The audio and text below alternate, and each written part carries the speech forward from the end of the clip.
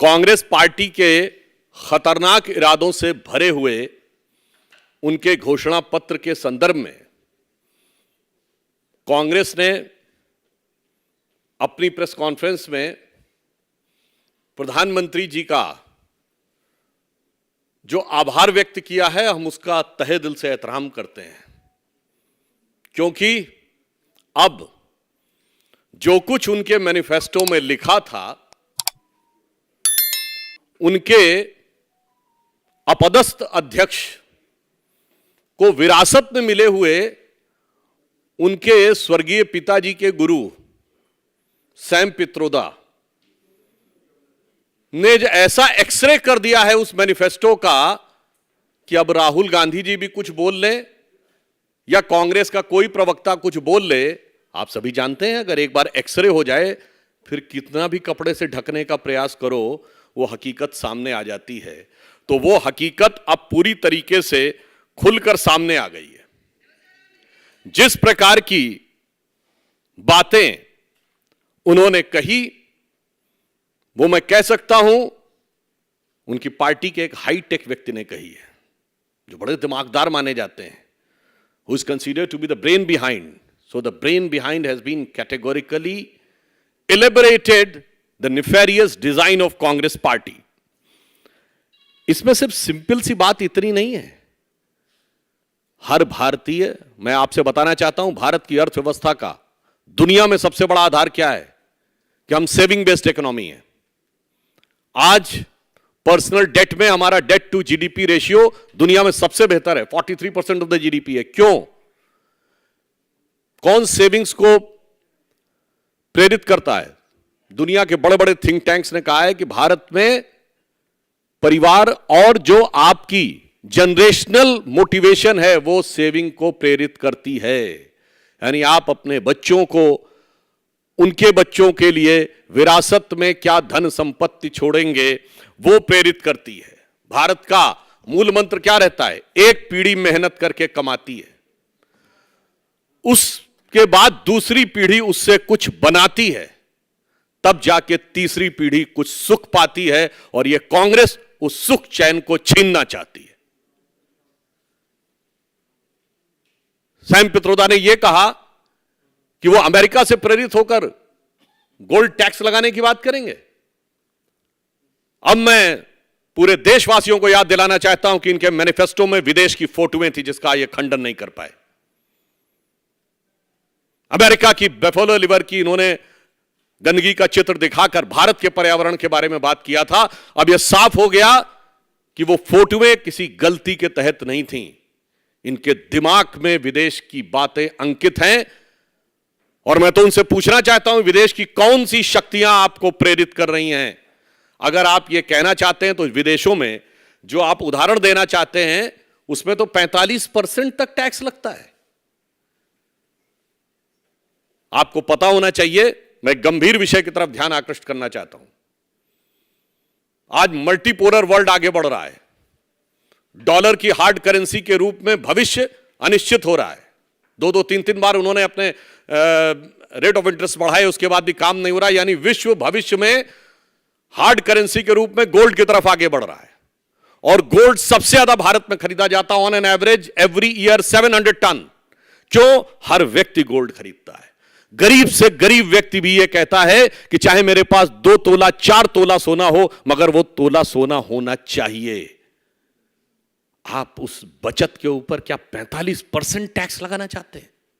अगर आप विदेश से प्रेरणा की बात कर रहे हैं, जो उदाहरण उन्होंने देने की बात कही है, इसका अर्थ क्या हुआ कि भविष्य में विश्व में जो हार्ड करेंसी हो सकता है, जिसका सबसे बड़ा बेस भारत के अंदर हो सकता है, उस भारत के बेस को ध्वस्त करने के किसी बड़े राजनीतिक षड्यंत्र का हिस्सा तो नहीं है। यह मैं बात गंभीरता से पूछना चाहता हूं। और माननीय प्रधानमंत्री जी ने जो बात कही है कि कांग्रेस की लूट जिंदगी के साथ भी और जिंदगी के बाद भी, मैं बताना चाहता हूं कि हमारे यहां यह परंपरा है, हमारे यहां सोना कोई एसेट नहीं है। यह फॉरेन के माइंडसेट से बाहर आइए।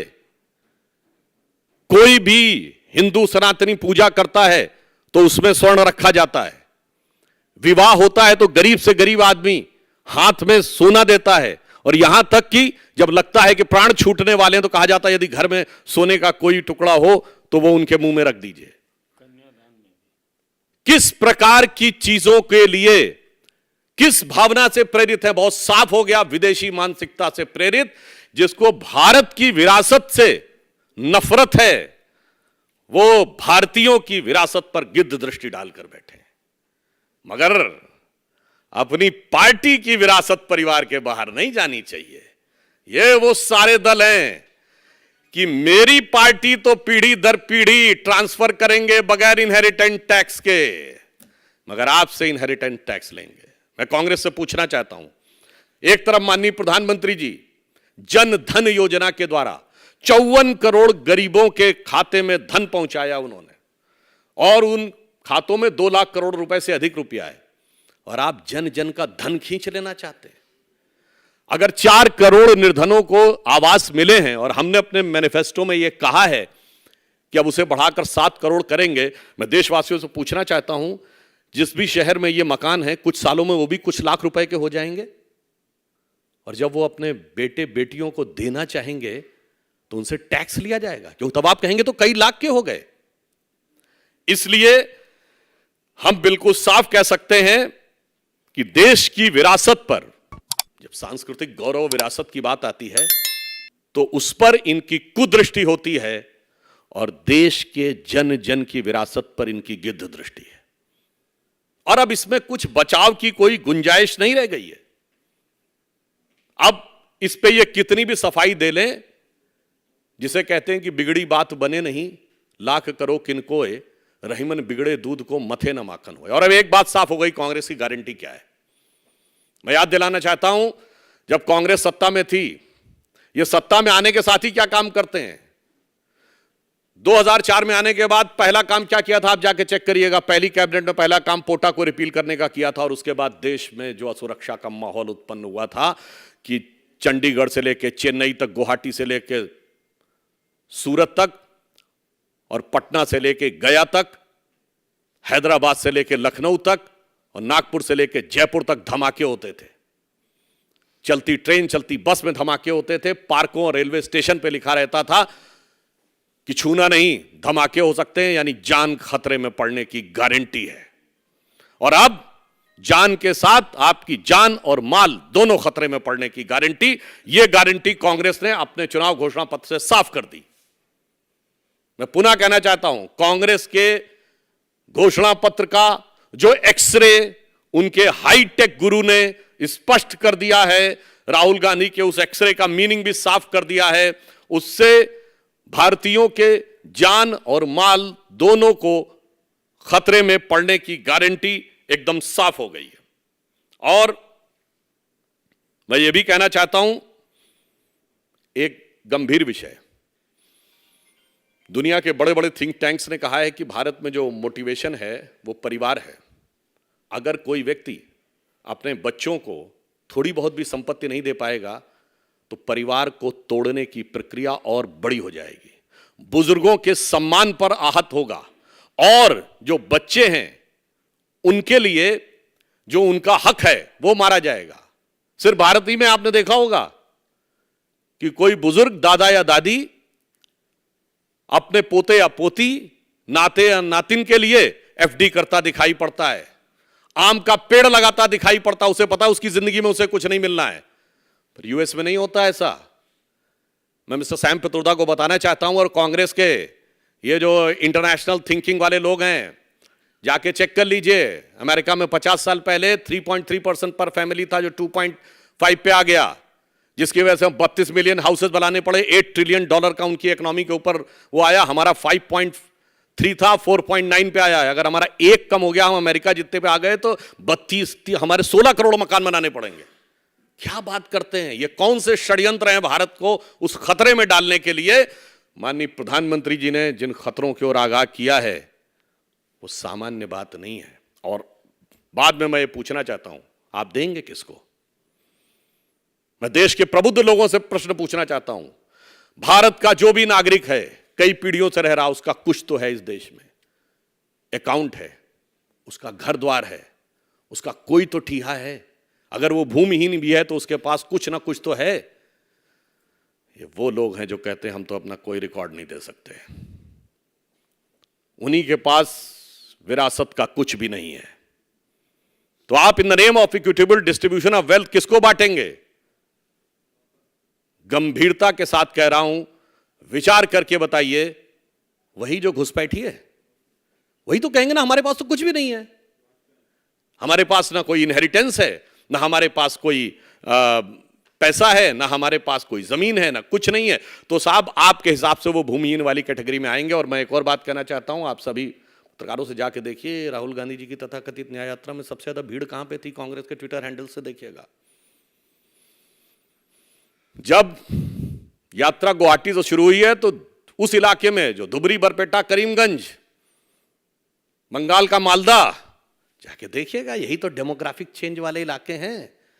इसलिए मैं ये बात स्पष्ट रूप से कहना चाहता हूं कि कांग्रेस पार्टी के बहुत खतरनाक इरादे देश के अंदर अब जन जन के घर के अंदर तक पहुंचते हुए दिखाई पड़ रहे हैं।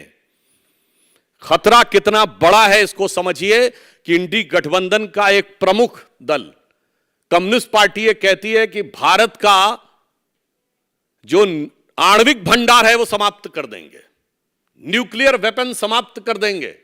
और कांग्रेस पार्टी कहती है कि आपके घर के अंदर जो भी भंडार है, थोड़ा बहुत धन, अन्न, जो कुछ भी है, हम उसको भी खींच लेंगे।